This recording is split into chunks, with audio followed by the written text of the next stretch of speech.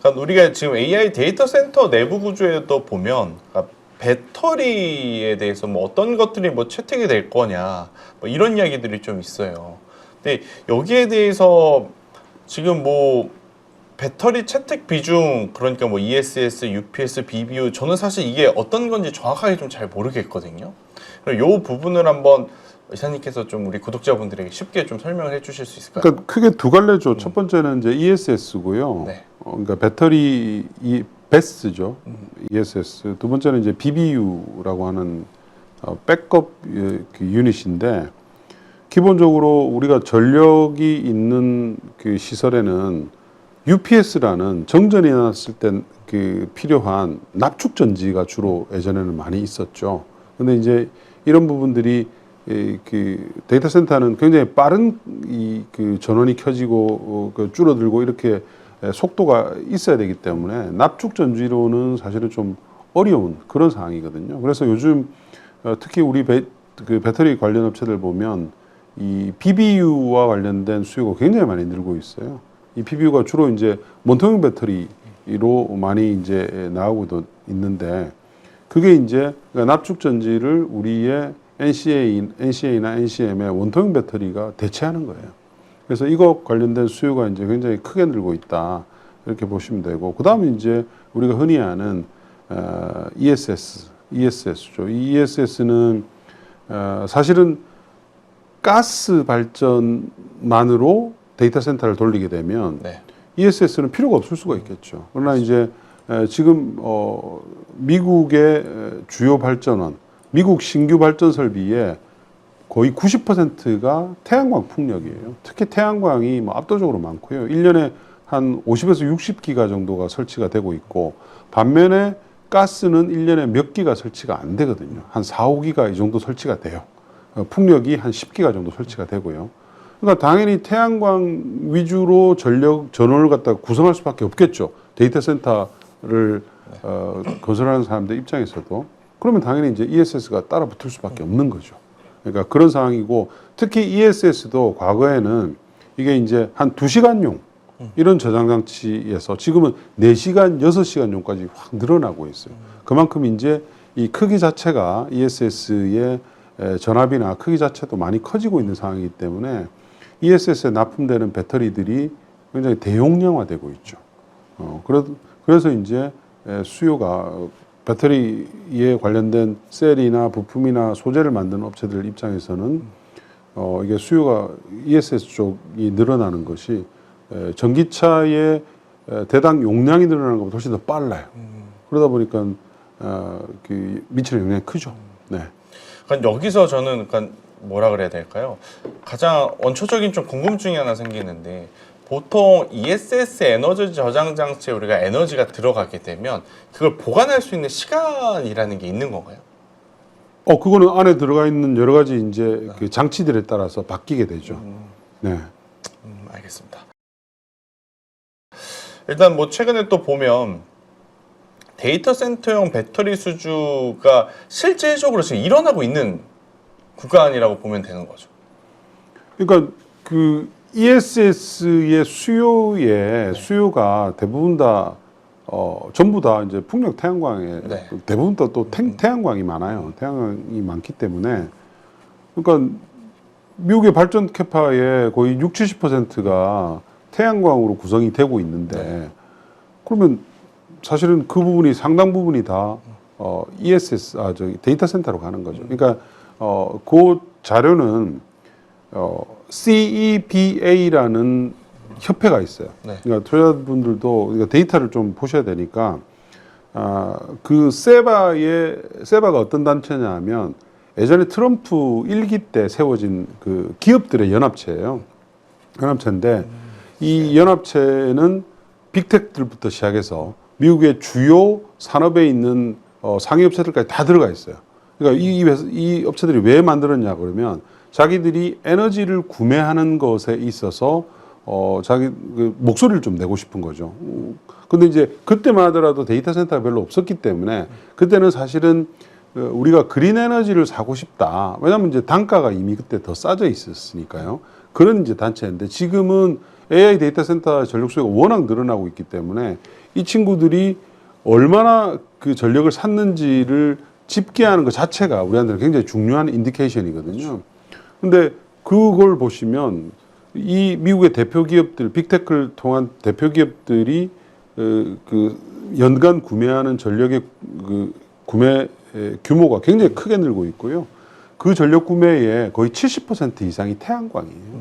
네, 그거는 그 협회에서 발표한 그 자료가 제일 정확하겠죠. 그 기업들이 회원사들로 자기들이 리포트를 하는 거기 때문에 그러니까 이제 당연히 태양광이 70% 늘어나면 ESS 수요는 대부분 다 그쪽으로 이제 들어가게 되는 거죠. 그러니까 AI가 물론 AI가 아니라 하더라도 네.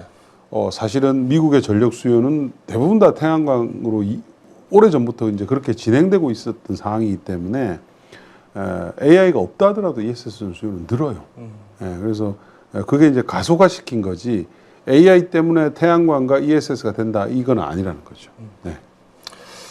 여러분들이 잘 기억해 주셔야 될 것 같습니다. 세바, CEBA에 가면 방금 이사님께서 말씀하신 자료들을 우리 개인 투자자분들도 손쉽게 접근할 수 있다고 하니까요. 이 부분 잘 참고를 해주시면 좀 좋을 것 같습니다. 자, 그러면 이제 광물 얘기를 좀 해보도록 할게요. 리튬, 뭐 2차 전지하면 빠질 수 없는 원소재 아니겠습니까? 이 리튬 소재주들의 변동성이 좀 최근에 또 크게 나타나고 있는데 또 중국에서 탄산리튬 시세 보면 또 시세는 괜찮은 것 같고요. 이게 이제 미중의 공급망 우려 때문에 지금 변화가 나타난다고 보면 되는 건가요? 그러니까 작년 초부터 제가 이제 배터리 관련주들에 대해서 비율을 사시라 그렇게 이제 바꾼 여러 가지 이유가 있습니다만 수요가 조금 증가할 것 같다. 왜냐하면 그 수요 증가의 상당 부분이 ESS가 될 것 같다. 이렇게 말씀드려서 지금도 그 상황은 오히려 지금 더 심화되고 있죠. 그러니까 수요가 그동안 전기차만 봤기 때문에 리튬 가격이나 모든 것들이 사실은 전기차의 어떤 그 바로미터로만 보였잖아요. 근데 이제는 하나 더 붙었잖아요. ESS가. 이게 과거에는 전기차 배터리 시장 대비 10% 정도 수준이었는데 ESS가 네. 지금은 거의 어느덧 거의 30% 수준으로 올라갔고 2030년 되면 거의 50% 수준으로 올라가거든요. 그리고 당연히 ESS가 얼마나 많이 팔리는지가 그 소재 가격들한테 굉장히 중요하죠. 그래서 중국의 그 리튬 가격들이 최근에 굉장히 많이 올라온 상태이고요. 거기서 나오는 코멘트는 대부분 다 사실은 ESS 쪽입니다. 네, 그래서 그 부분이 있고요. 그리고 두 번째는 이제 중국의 정책이죠. 중국의 정책은 이제 공급 과잉을 이제는 중단하겠다는 게 중국의 정책이에요. 그러니까 그동안은 수십 년 동안 중국이 무한적인 보조금을 넣었고 자국 업체들만 보호하면서 자국의 업체들을 이미 탑티어로 다 성장을 시켰잖아요. 이제는 충분하다는 거예요. 양적으로는. 그래서 이제 질적 성장으로 가게 되는 두 번째 성장 로드맵을 지금 그리고 있는 상태이고요. 이 질적 성장으로 가려면 사실은 주변의 업체들은 도태돼야 되는 거거든요. 그러니까 이제는 그 물량으로 밀어붙이던 거를 이제는 피로 가격으로 밀어붙이겠다. 그러면서 이제 정치세도 폐지를 하고 축소하고 막 여러 가지 이제 사항들을 하고 있고 밸류체인별로는 업체들한테 얘기를 하고 있죠. 공가격이 너무 심하다. 그러니까 당연히 단가가 올라갈 수밖에 없죠. 이런 상황은 일시적인 게 아니고 중국이 이제는 자기가 자신감을 가지고 헤게모니를 가졌다는 자신감을 가지고 밀어붙이는 거기 때문에 앞으로 계속 아마 진행될 수밖에 없을 거예요. 그렇다면 리튬 가격이라든지 이런 것들이 수요만 어떤 드라마틱하게 꺾이지 않는다면 우상향하는 드라마틱하게 올라가지는 않겠지만 아주 견조하게 조금씩 상향하는 이런 모습이 계속 일어날 수밖에 없어요. 네. 그러니까 최근 사실 2차 전지를 우리가 기대하게 했던 요인 중에 하나가 이 삼성 SDI라고 하는 대형주가 올해 들어오면서 굉장히 좋은 모습을 좀 보였거든요.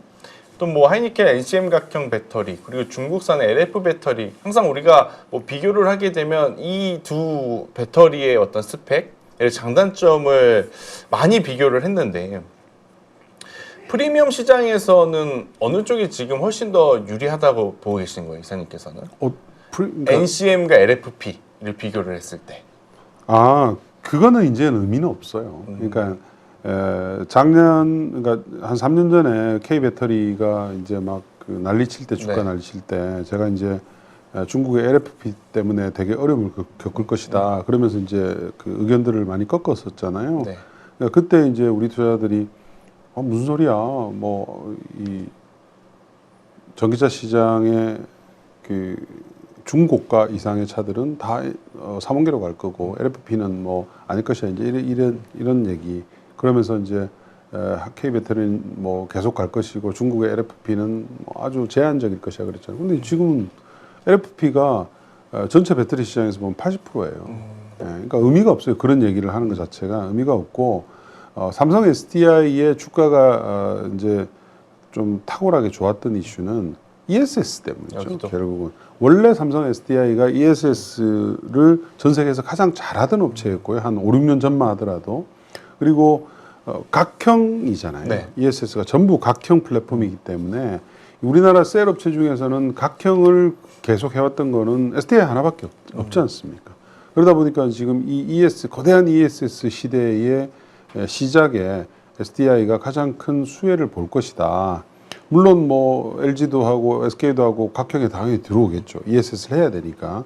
근데 사실은 이 각형 기술이라는 게 생각보다는 어려워요. 굉장히 또 많은 특허들을 SDI가 촘촘히 걸고 있는 이런 상태이기 때문에 그래서 이제 SDI 주가가 많이 올랐던 거죠. 거기에 따라서 이제 우리 소재나 그 부품 업체들, 그러니까 각형을 하는 부품 업체들도 주가가 상당히 괜찮았었고요. 그러면 LG에너지솔루션이 최근에 포트폴리오의 다변화? 그러니까 원통형까지도 이제 막 손을 대고 막 그런 일들이 나오고 있는데 이렇게 되면 우리나라 기업들의 글로벌 시장 점유율은 계속 높아진다고 봐야 되는 걸까요? 올해까지는 낮아질 수밖에 없어요. 왜냐하면 이제 그 전기차 시장 자체가 우리가 미국 시장 자체가 올해 안 좋잖아요. 한 10% 중반 이상 역성장을 하기 때문에 ESS가 메꿔준다 하더라도 사실은 미국 시장 전체의 배터리 수요를 놓고 보면 우리가 그렇게 성장한다고 할 수가 없거든요. 근데 유럽은 아직까지도 중국 업체들이 침투가 심하기 때문에 올해까지는 우리 K 배터리 업체들의 점유율이 하락할 것으로 봐요. 하락의 속도는 좀 줄어들겠지만요. 다만 이제 내년부터는 저는 성장한다고 봅니다. 점유율이. 왜냐하면 미국과 유럽의 전기차 시장 자체가 미국에서도 이제 내년도에는 성장세로 전환을 하거든요. 미국과 유럽의 합산 전기차 판매가 올해는 12% 성장으로 보고 있습니다. 근데 내년도에는 저희는 22% 성장으로 보고 있기 때문에 굉장히 큰 성장이 이제 일어나는 거고요. 여기에서도 주요 시장에서 우리 업체들이 신규 모델들에 대해서 공급을 하는 것들이 이제 빠르면 올 그 4분기부터 시작이 됩니다. 그래서 ESS가 늘어나고 전기차까지도 늘어나기 때문에 내년도에는 저는 우리 업체들의 점유율이 상승 턴한다고 보고 있죠. 참 여기도 뭐 여러 가지 봐야 될 게 굉장히 많은 것 같아요.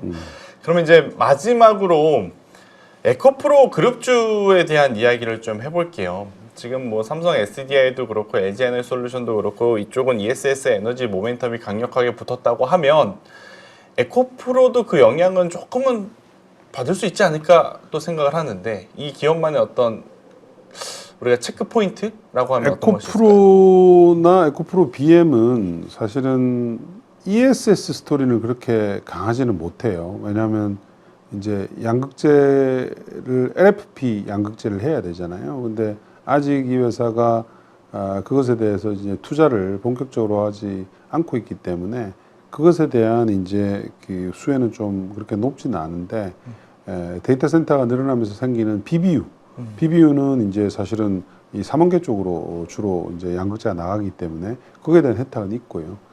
에코프로 BM을 볼 때는 가장 이제 유의미하게 보셔야 될 것은 헝가리 공장입니다.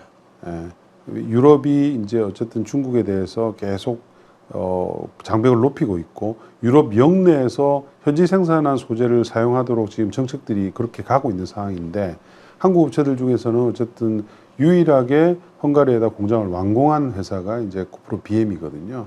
그래서 그동안 주로 삼성 SDI 위주로 해서 수주를 이제 받아왔는데 아마 유럽 공장에서는 사실은 다른 신규국들도 많이 생길 수밖에 없는 지금 그런 처지일 것 같아요. 그래서 그 부분 때문에 유럽의 헝가리 공장을 중심으로 한 에코프로 BM의 재성장세가 저는 이제 기대가 된다 그렇게 보고 있죠. 그래서 그게 이제 신규 고객들이 계속 늘어나게 되면 이 회사의 실적과 밸류에이션이 올라가게 되는 이제 그런 계기가 될 거기 때문에 에코프로 BM은 사실은 유럽의 정책, 헝가리 공장이 어떻게 신규 고객을 확보하게 되는지 그거를 좀 확인하시면 좋을 것 같습니다.